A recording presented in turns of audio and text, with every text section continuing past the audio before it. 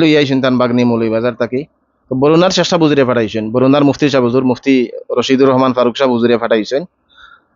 আর আসলে আমরা কাছে বেশিরভাগ রোগীও ফাটাই কোনো না কোনো হুজুরে, কারণ এই সমস্ত মুসিবত মানুষ পড়িয়া নিজের আস্থার যে হুজুর আশপাশর হুজুর হলর পরামর্শ নেই।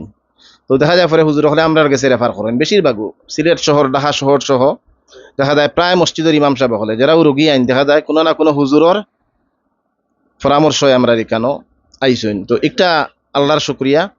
আগে এক সময় আছিল যে সে যদি কুফুরি করে বা শক্ত কোনো জিনে ধরে যেটা কোনো খানো সমাধান হন না, মানুষে কইতা যে খাসিয়ার গেছে যাও কি, অমুক কানো এক খাসিয়া আছে, অমুক কানো এক হিন্দু আছে।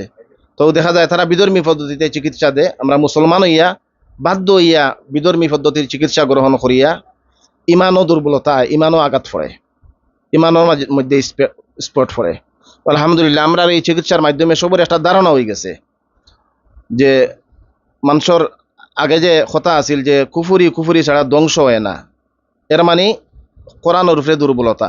আল্লাহ যে কইছেন কিয়ামত পর্যন্ত মানব জাতির উপরে যত সমস্যা আইব সব সমস্যার অগ্রিম সমাধান আমি কোরআনত দিয়া রাখছি।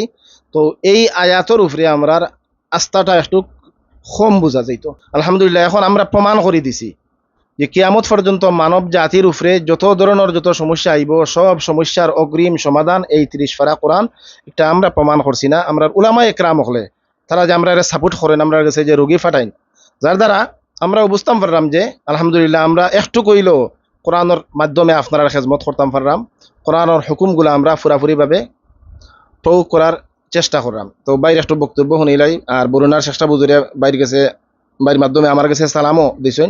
আমি হুজুরের নেক হায়াত কামনা করি। হুজুরের মাধ্যমে আলহামদুলিল্লাহ আমরা দিনী বিষয় নিয়ে অনেক উপকৃত হইলাম, বিশেষ করে তসৌফুল লাইনে হুজুরের যে অবদান একটা পুরা আমরার বাংলাভাষী ভাই বোন যত দেশ আসেন আলহামদুলিল্লাহ সবও ফায়দা ফাইরা উপকৃত হইরা।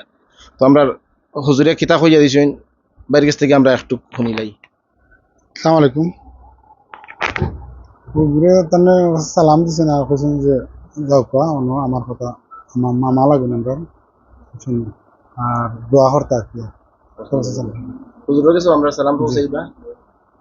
জি আসসালামু আলাইকুম। কইবা যে সালাম জি পৌঁছাইছেন জি আপনারা, আর আমরা সালাম পৌঁছাইবা। হুজুরের দোয়া আমরা তো বুজুর্গ হলর দোয়া আমরা পুঞ্জি হইল গিয়ে আমরা বুজুর্গ হলর দোয়া জি জি আমরা হুজুর হল যারা আছেন তার দোয়াই আমরা সালাম এখন নাম দিয়ে দেই না নি জি খালকের গুলি এইখানে কালকে রোগী লই আইতা। আচ্ছা আজকে আমরা ইমার্জেন্সি জানাইব ইনশাআল্লাহ। জি তো বেশি আপনার বাগনি লাগলো, ঠিক আছে। তার সমস্যা কিতা?